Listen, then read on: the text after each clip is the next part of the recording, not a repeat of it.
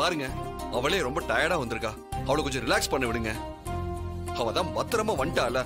ராணி, நீ முதல்ல உட்காரு. ஐயோ, எனக்கு ஒண்ணும் இல்லையா, நான் நல்லா தான் இருக்கிறேன். சரி, நீ போய் முதல்ல தண்ணி கொண்டு வா போ.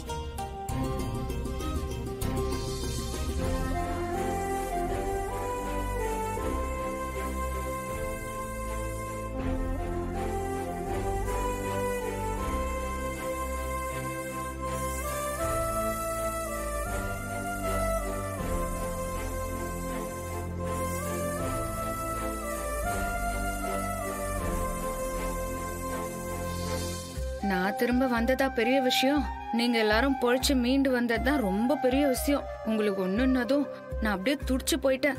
அந்த ஈசனோட அருளாலதான் உங்களை மீட்க முடிஞ்சது. ரொம்ப நன்றி ஈசனே. ராணி, உனக்கு ஒண்ணும் இல்லல்ல? நீ நல்லதானே இருக்க? எனக்கு ஒண்ணும் இல்ல ஜான்சி மேடம். நீங்களாம் தான் பாவம், பூஜை பண்றதுக்காக ரொம்ப நேரம் அந்த ஆத்தங்கரையாண்டியே காத்து நின்றுப்பீங்க.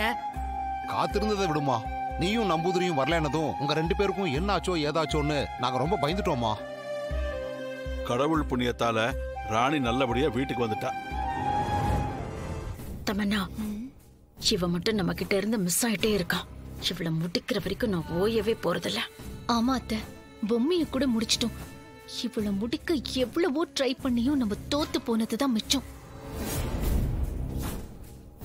அவ கூட தான் உயிரோட இருக்கிறவங்க இல்லாதவங்கன்னு எல்லாரும் துணையா இருக்காங்களே. அப்புறம் நாம ஏதாவது செஞ்சா எப்படி சக்சஸ் ஆகும்? இது புரியாம நீங்க தான் திரும்ப திரும்ப ஏதாவது பண்ணிட்டு இருக்கீங்க. யோ மாமா, என்னடா வாயை வச்சுட்டு சும்மா இருக்க மாட்டியா?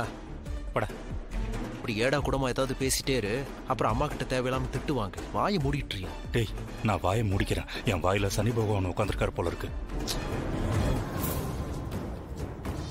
ஏம்மா, என்னம்மா இது? நம்பூதிரி எங்கம்மா? இப்போ இவங்களாண்ட நடந்த எல்லாத்தையும் சொன்னா இன்னும் பயப்படுவாங்க. அதனால மொத்த குடும்பத்தோட நிம்மதியும் போயிரும். அதனால நம்பூதிரி உயிருக்கு ஆபத்து வந்துச்சுங்கிற விஷயத்த மட்டும் சொல்லி இப்போதைக்கு சமாளிச்சிருவோம்.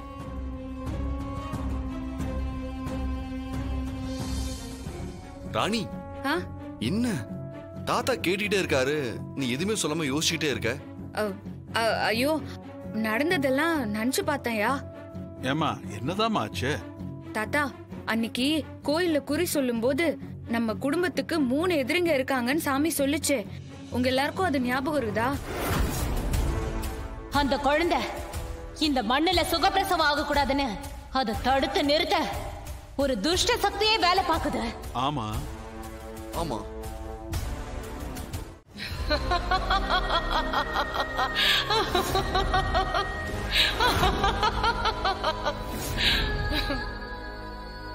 சூடாமணி, உன்னோட இத்தனை வருஷத்தோட கனவு நிறைவேற போற நாள் நெருங்கிடுச்சு.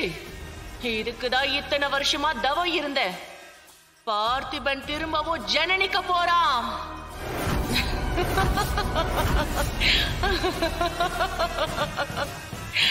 குருவே, குடிக்க ரத்தம் கொண்டு வந்திருக்கேன். கீழே வை.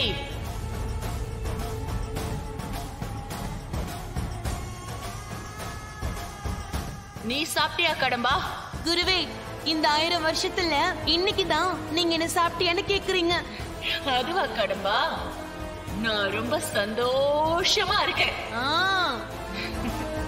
உங்க முகத்தை பார்த்தாலே தெரியுதே. உங்க சந்தோஷத்தை பார்க்க நம்ம சூனிய லோகத்து முன்னோர்கள் யாருமே உயிரோட இல்ல. அவங்க எல்லாரையும் தான் அந்த வேடன் உயிரோட புதைச்சிட்டானே.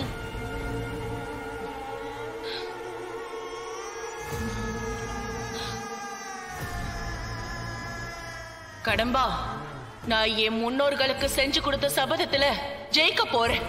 குருவே, அது எப்படி நீங்க ஜெயிச்சிட்டீங்கன்னு சொல்ல முடியும்? ராஜ வம்சத்தோட அறம் சார்ந்த வழியில வாழ்ந்த மன்னனோட ரத்தத்தை பலி கொடுத்தா மட்டும்தான் சூனிய லோகம் மறுபடியும் உயிர் தழ முடியும். அதுக்கு தகுதியான ஒரே ஆளு 1000 வருஷத்துக்கு முன்னாடி வாழ்ந்த பார்த்திபன் தான்.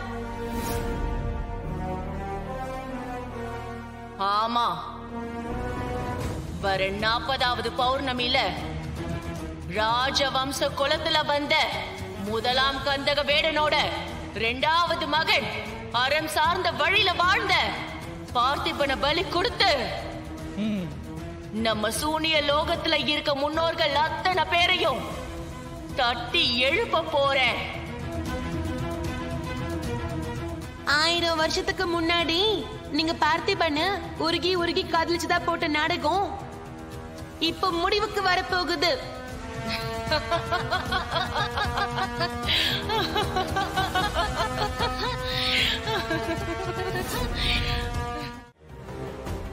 நான் உனக்கு உத்தரவிடுகின்றேன். அந்த சம்யுக்தா, பொம்மி, ராணி, சித்தார்த், அந்த சூடாமணி இவர்களை சுற்றி என்னென்ன நடக்கிறதோ அது எல்லாத்தையும் தெரிஞ்சுக்கிட்டு வந்து என்கிட்ட சொல்ற.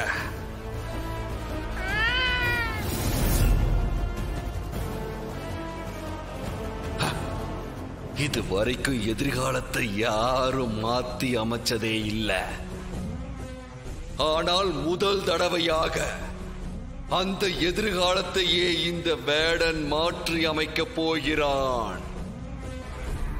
எனக்கு எதிராக செயல்படுற யாரையும் இனி நான் விட்டு வைக்க போவதாக இல்லை. எல்லாரையும் நான் கொன்னு குவிக்க போறேன் ககுபரே.